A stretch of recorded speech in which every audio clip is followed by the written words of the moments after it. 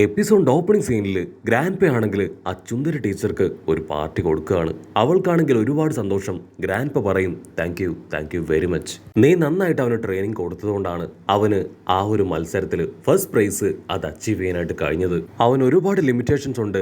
അത്ര നന്നായിട്ടൊന്നും അവനെ കൊണ്ട് മാജിക് പവർ അത് ഉപയോഗിക്കാനും കഴിയില്ല. എന്നിട്ടും നീ അവനെ നല്ല രീതിയിൽ ട്രെയിനിങ് കൊടുത്ത് പ്രാപ്തനാക്കി മാറ്റി. അതെങ്ങനെ നിന്നെ കൊണ്ട് കഴിഞ്ഞു? മാത്രമല്ല പണ്ട് നിനക്ക് ഇത്രയും പവറൊന്നും ഉണ്ടായിരുന്നില്ല. ഇത്രയും പവറും സ്ട്രെങ്തും ഒക്കെ നീ എങ്ങനെ അബ്സോർബ് ചെയ്തെടുത്തു? എന്നെ കൊണ്ട് എങ്ങനെ ഇത്രയും പവർഫുൾ ആവാൻ കഴിഞ്ഞു? അതിന് അവൾ പറയും, ആക്ച്വലി ഞാൻ ഒരുപാട് കഷ്ടപ്പെട്ട് ബുദ്ധിമുട്ടിയാണ് ഒരുപാട് കാര്യങ്ങൾ പഠിച്ചതും മനസ്സിലാക്കിയതും. ഒരു ഡീമന്റെ അടുത്ത് നിന്ന് ആവശ്യമായിട്ടുള്ള കാര്യങ്ങളെല്ലാം തന്നെ എനിക്ക് മനസ്സിലാക്കാനായിട്ട് കഴിഞ്ഞു. എനിക്കുണ്ടായിരുന്ന എൻ്റെ കഴിവും അറിവും ഒക്കെ ഉപയോഗിച്ചാണ് ഞാൻ എറുമയ്ക്ക് ട്രെയിനിങ് കൊടുത്തത്. ആദ്യമൊക്കെ ഭയങ്കര ബുദ്ധിമുട്ടായിരുന്നു. പക്ഷെ അവൻ്റെ സ്ട്രോങ് ഡിറ്റർമിനേഷനും ടാലന്റും അതുപയോഗിച്ച് എനിക്ക് അവൻ്റെ പവറുകളെ ഒക്കെ തന്നെ എൻഹാൻസ് ചെയ്യാൻ പറ്റി. മാത്രമല്ല ഏറ്റവും ഇമ്പോർട്ടൻ്റ് അവൻ്റെ ക്യാരക്ടറാണ്. അത്രയും നല്ല നേച്ചർ ആരിലും ഞാൻ കണ്ടിട്ടില്ല. ആ ഒരു സ്വഭാവമാണ് അവനെ കൊണ്ട് ഈ കാര്യങ്ങളെല്ലാം തന്നെ അച്ചീവ് ചെയ്യാൻ അവനെ തയ്യാറാക്കുന്നത് പോലും. അവൻ്റെ മനസ്സിന്റെ നന്മയും കഠിനാധ്വാനവും അതുകൊണ്ട് തന്നെ അവൻ എവിടെ വരെ വേണമെങ്കിലും എന്ത് വേണമെങ്കിലും പോവാനും അച്ചീവ് ചെയ്യാനും പറ്റും. പക്ഷെ ഞാൻ അവന് ട്രെയിനിങ് കൊടുക്കുമ്പോഴാണ് അവന്റെ ചുറ്റിലും ഒരുപാട് പേരുടെ കണ്ണുകളുണ്ടെന്ന് ഞാൻ മനസ്സിലാക്കിയത്. ഇറുമയെ ആരൊക്കെയോ തകർക്കാൻ ശ്രമിക്കുന്നുണ്ട്. അവനെ ആരൊക്കെയോ ടാർഗറ്റ് ചെയ്യുന്നതായിട്ട് എനിക്ക് നന്നായി ബോധ്യപ്പെട്ടു. അതെന്താണെന്ന് കണ്ടെത്തണം. ആ സ്കൂളിൽ തന്നെ പഠിക്കുന്ന ഏതോ ഒരു സ്റ്റുഡന്റ് ആണ് അവനെ ടാർഗറ്റ് ചെയ്യുന്നതും അറ്റാക്ക് ചെയ്യാൻ ശ്രമിക്കുന്നതും. ആ മത്സരത്തിന്റെ ഇടയിലും അവനെ അറ്റാക്ക് ചെയ്യാനായിട്ട് അവർ ശ്രമിച്ചിട്ടുണ്ട്. അത് ഞാൻ തിരിച്ചറിഞ്ഞു. പക്ഷേ എനിക്കൊന്നും ചെയ്യാൻ കഴിഞ്ഞില്ല. ഇനി അങ്ങനെ എന്തെങ്കിലും സംഭവിച്ചാൽ തീർച്ചയായിട്ടും അവനെ ഞാൻ വെറുതെ വിടില്ല. എന്റെ സർവ്വ പവർ ഉപയോഗിച്ച് അവനെ ഞാൻ തകർത്ത് കളയും. ഇത് കേട്ട് ഗ്രാൻഡ് പേ ആണെങ്കിൽ ടെൻഷനാവും. അയ്യോ വേണ്ട, നീ ഒരിക്കലും അങ്ങനെ ഒന്നും ചെയ്യാൻ പാടില്ല. നമ്മളെല്ലാവരും ടീച്ചേഴ്സാണ്. ഒരു കുട്ടിക്ക് വേണ്ടി മറ്റൊരു കുട്ടിയെ അറ്റാക്ക് ചെയ്യാനോ തകർക്കാനോ ഒന്നും തന്നെ പാടില്ല. അവനെ കണ്ടെത്തി കറക്റ്റ് ആയിട്ടുള്ള ഗൈഡ് ലൈൻസ് കൊടുക്കണം. സ്നേഹത്തോടെയും വിനയത്തോടെയും അവനെ കൂടെ ഇരുത്തി അവന്റെ പ്രോബ്ലംസ് മനസ്സിലാക്കി അത് സോൾവ് ചെയ്യാനായിട്ട് ശ്രമിക്കണം. അതാണ് ഒരു നല്ല ടീച്ചറിന്റെ ക്വാളിറ്റി. അത് നീയും മനസ്സിൽ വെക്കണം. നിനക്ക് ബുദ്ധിമുട്ടില്ലെങ്കിൽ എന്റെ ഗ്രാൻഡ് സണ്ണിന് ഇനിയും നീ തന്നെ ട്രെയിനിങ് കൊടുക്കണം. ഒരുപാട് കാര്യങ്ങൾ അവനെ പഠിപ്പിക്കണം. അവൻ മറ്റുള്ള ഡീമൻസിനെ പോലെ അല്ല. അവനൊരു മനുഷ്യനാണ്. ഒരുപാട് ലിമിറ്റേഷൻസ് അവനുണ്ട്. കൂടുതൽ പ്രൊട്ടക്ഷനും അവൻ ആവശ്യമാണ്. അതിനുവേണ്ട കാര്യങ്ങൾ ഞാൻ തീർച്ചയായിട്ടും ചെയ്യും. എന്തൊരു ടീച്ചർ ആണെങ്കിൽ ഗ്രാൻഡ് പ പറയുന്നത് കേട്ട് ഒരു സെക്കൻഡ് ഷോക്കാവും. നിങ്ങൾ എന്താ പറഞ്ഞേ? അവൻ ഡീമൻ അല്ലേ? അവനൊരു മനുഷ്യനാണോ?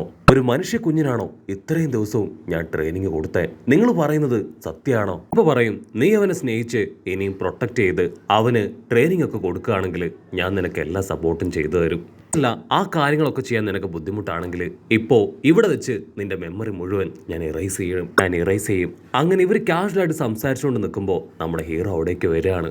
സുന്ദരി ടീച്ചറിനെ കാണേണ്ട താമസം അവൻ ഒരുപാട് സന്തോഷത്തിൽ ടീച്ചറിന്റെ അടുത്തേക്ക് വരും. അവനെ കണ്ടതും ടീച്ചറുടെ മനസ്സലിയും. അപ്പോൾ ഗ്രാൻഡ് പയോട് ചോദിക്കും, എനിക്കല്ലാതെ മറ്റാർക്കെങ്കിലും ഇവൻ മനുഷ്യനാണെന്നുള്ള കാര്യം അറിയോ? അതിന് ഗ്രാൻഡ് പ ഇല്ല. ടീച്ചർ അവനെ നോക്കി ചിരിക്കും. ഇവൻ മനുഷ്യനാണെങ്കിലും ഡീമനാണെങ്കിലും എൻ്റെ സ്റ്റുഡൻ്റ് ആണ്. എനിക്കിവനെ ഒരുപാട് ഇഷ്ടമാണ്. ഞാൻ തന്നെ ഇവനെ ടേക്ക് കെയർ ചെയ്യും. ടീച്ചർ ആണെങ്കിൽ ഇപ്പൊ ഗ്രാൻഡ് പയോട് ചോദിക്കും, നിങ്ങൾ എന്തിനാ ഇവൻ ഇത്രയും ട്രെയിനിങ് ഒക്കെ കൊടുക്കുന്നത്? ഡീമൺ വേൾഡിൽ നല്ലൊരു ജോലി അവന് നേടിക്കൊടുക്കാനാണോ? അങ്ങനെ ഇവര് ഓരോ കാര്യങ്ങളായിട്ട് പരസ്പരം പറയുമ്പോൾ നമ്മുടെ ഹീറോ അവനാണെങ്കിൽ ക്ലാരയുടെ അടുത്തേക്ക് പോയി അവിടുന്ന് അവളെയും കൂട്ടി ലേറ്റായിട്ട് ഇപ്പൊ ആസിന്റെ വീട്ടിലേക്ക് വരികയാണ്. നമ്മുടെ ഹീറോയും ക്ലാരയും അവർ രണ്ടുപേരും ആസിന്റെ വീടൊക്കെ കണ്ട് അങ്ങനെ അന്തം വിട്ട് നിൽക്കുകയാണ്. അവർ ഒരുപാട് തവണ ഈ വീട് കണ്ടിട്ടുണ്ട്. ഓരോ തവണ കാണുമ്പോഴും ആ വീടിന്റെ ഭംഗി അത് കൂടി വരുന്നതായിട്ട് അവർക്ക് തോന്നും. ആസ് ആണെങ്കിൽ അവർ രണ്ടുപേരെയും അകത്തേക്ക് ക്ഷണിച്ചുകൊണ്ട് പോയി അവർക്ക് ആവശ്യമായതെല്ലാം നൽകും. ആരെ ആ വീടിന് ചുറ്റും ഓടി നടന്ന് ഓരോ സാധനത്തിലൊക്കെ കയറിയും തട്ടിമറിച്ചും ഒക്കെ എൻജോയ് ചെയ്യാണ്. ആസിനാണെങ്കിൽ അതൊക്കെ കാണുമ്പോൾ കുറച്ച് ദേഷ്യമൊക്കെ തോന്നും. ആസ് ആണെങ്കിൽ ദേഷ്യപ്പെട്ട് ഇപ്പൊ ക്ലാരയോട് പറയും, നീ ഇങ്ങനെ ഓടിയും ചാടിയൊക്കെ കളിച്ച് നടന്നോ? ഈ കണ്ടില്ലേ, നമ്മളെ കഴിഞ്ഞ ഒക്കെ താഴെയായിരുന്നു ഇവന്റെ റാങ്ക്. ഇപ്പൊ ഞാനും ഇറുമയും സെയിം റാങ്കിങ്ങിലാണ്. ഞങ്ങൾ രണ്ടുപേരും ഇനിയും റാങ്കിങ് ഒക്കെ ഇൻക്രീസ് ചെയ്ത് മുകളിലേക്ക് തന്നെ പോകും. ഞങ്ങൾ രണ്ടുപേരും ഇനി കട്ടയ്ക്ക് നിൽക്കും. ഞങ്ങളാണ് ബെസ്റ്റ് ഫ്രണ്ട്സ്. അതിന് ക്ലാര പറയും, ഒരിക്കലുമില്ല. ഞാനും കുഞ്ഞു ഇറുമയും ഒരുപാട് ഗെയിംസ് ഒക്കെ കളിച്ചു. നിന്നെ കഴിഞ്ഞ് ക്ലോസ് ആണ് അവൻ എന്നോട്. അങ്ങനെ അവർ രണ്ടുപേരും 150 പറഞ്ഞ് 100 പറഞ്ഞ് പൊരിഞ്ഞ അട്ടിയടി ബഹളം. അങ്ങനെ ബ്ലാക്ക് ഔട്ട് ചെയ്ത അവരിപ്പോ ഹാപ്പി ആയിട്ട് കേക്കും സ്നാക്സും ഒക്കെ കഴിക്കുകയാണ്. ഹീറോയ്ക്കാണെങ്കിൽ ആസിന്റെ പാരസിൽ നിന്ന് ഫുഡ് കഴിക്കാൻ ഒരുപാട് ഇഷ്ടമാണ്. വളരെ ഡിഫറെന്റ് ആയിട്ടുള്ള ടേസ്റ്റ് ആയിട്ടുള്ള ഡിഷുകളെല്ലാം തന്നെ അവൻ അവിടെ വെച്ച് ലഭിക്കാറുണ്ട്. ഹീറോയും നമ്മുടെ പച്ചമുടി പെണ്ണും അവർ കിട്ടിയതെല്ലാം വാരി വലിച്ചു തിന്നും. അതിനുശേഷം ഇപ്പൊ ആസിന്റെ റൂമിലേക്ക് വരും. ആസിന്റെ റൂം കണ്ട് ഹീറോ ഒരു സെക്കൻഡ് അങ്ങനെ വണ്ടർ അടിച്ച് നിൽക്കുകയാണ്. അവിടെ മുഴുവൻ ഉള്ളത് ഹീറോയുടെ ചിത്രങ്ങളാണ്. ഹീറോ ആ റൂം മുഴുവൻ കണ്ട് ആസ്വദിക്കും. അതിനുശേഷം വീണ്ടും അവർ കാഷ്വലായിട്ട് സംസാരിച്ച് ഇപ്പൊ ഗെയിമൊക്കെ കളിക്കുകയാണ്. ഹീറോയ്ക്കാണെങ്കിൽ ആസിനും ക്ലാര പെണ്ണിനും അവനോടുള്ള സ്നേഹം കാണുമ്പോൾ അവരോട് ഒരുപാട് സ്നേഹവും കടപ്പാടും ഒക്കെ തോന്നും. അവൻ ആരാണെന്നോ എന്താണെന്നോ ഉള്ള സത്യം അവരോട് തുറന്നു പറഞ്ഞാലോ എന്ന് പോലും ഹീറോ ഒരു സെക്കൻഡ് ആലോചിക്കും. പക്ഷേ ഞാൻ ആരാണെന്നുള്ള സത്യം അതവർ മനസ്സിലാക്കിയ ഒരുപക്ഷെ അവരെന്നോടുള്ള ഈ ഒരു ബന്ധം പോലും അവസാനിപ്പിച്ചേക്കാം. സോ എനിക്ക് എന്ത് ചെയ്യണമെന്ന് അറിയില്ല എന്ന് പറഞ്ഞ് അവനിപ്പോൾ കൺഫ്യൂസ്ഡ് ആയിട്ട് നിൽക്കുമ്പോഴായിരിക്കും ആരോ അവൻ്റെ പിന്നിൽ വന്ന് അവൻ്റെ കണ്ണു പൊത്തുക. ഹീറോ ആണെങ്കിൽ ഒരു സെക്കൻഡ് ഫ്രീസ് ആയി പോവും. ഇതാരാണ് ചോദിച്ച് ഹീറോ ബഹളം വയ്ക്കും. അതിന് ആ കണ്ണു പൊത്തിയ ആള് പറയും, ഞാനാണ് ആസിൻ്റെ അമ്മ.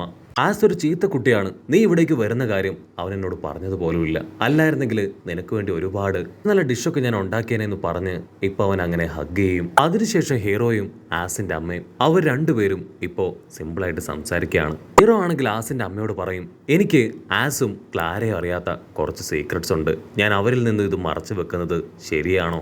അതിന് ആസിന്റെ അമ്മ പറയും, ഒരിക്കലും ശരിയല്ല.